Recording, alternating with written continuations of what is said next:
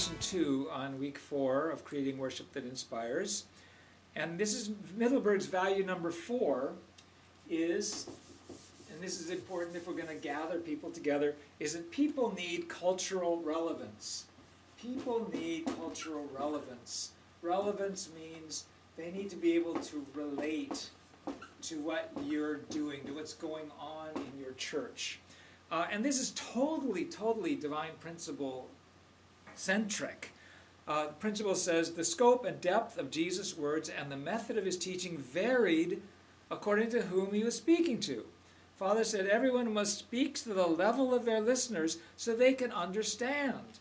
Principle says the whole idea of the new truth is that there's new expressions of truth as human society and culture evolves. And it says we need a more scientific expression of truth today. Scientific doesn't mean we're going to show you chemistry formulas. It means that it's reasonable, that it applies to our lives, it connects to our content, it makes sense, and it turns us toward goodness, and it fulfills the mission of uniting humankind.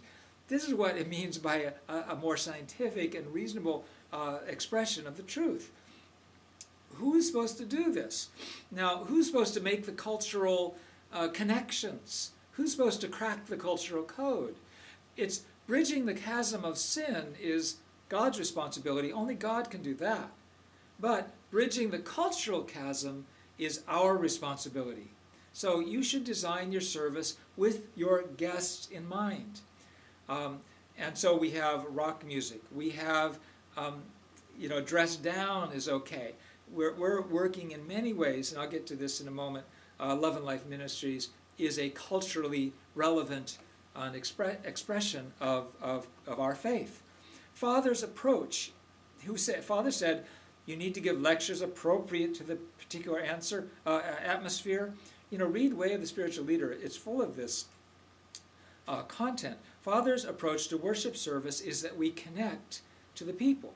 So when Father's in Korea and he talks about food, he talks about how delicious the bean paste is and the gochujang, and he says, you've got to bake it in a clay pot, an earthenware pot, and there's nothing like it. That's in Korea. But when he comes to America and talks about food, what is he talking about?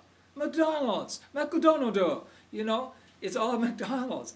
Culture, he wants to connect to us in the culture, and he says, you should go to the lowest position and pull yourself up. You cannot wear a suit. Does a laborer wear a suit?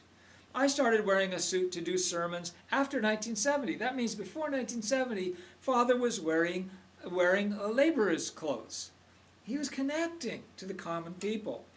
Now, to fit the culture takes sacrifice by mature believers. It takes a lot of effort. You have to think out of your own frame of reference to the frame of reference of the people that you're trying to reach. You have to cross that cultural chasm. And so you've got to have a maturity of your faith in order to do that. Culture is spiritually neutral, but it separates people from the blessing. So we've got to get rid of that gap. We've got to cross that cultural divide. Are we going to judge young people because they like rap music? They have tattoos? Body piercing? Are these practices any different from LSD, free love, war protests, and long hair on men 40 years ago? It takes maturity. It takes a lot of effort, sacrifice. We need to utilize cultural points of reference that are familiar to the audience. So the Generation Church sermon was called, Jesus is my Google. Jesus is my Google.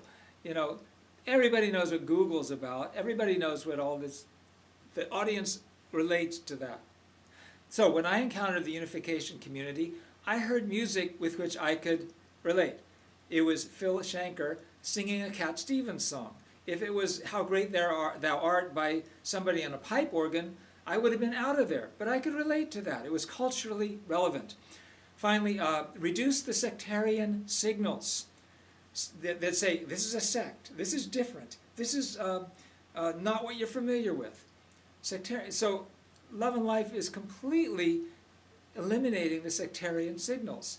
The announcements, very hip, announcements.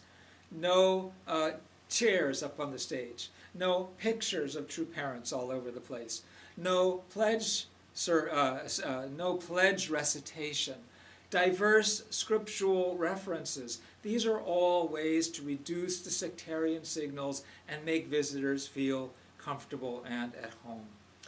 Okay, now we're going to move forward to the checklist on Connect, the characteristics of excellence of Love and Life Ministry local church services, and Heather's going to share with you about that.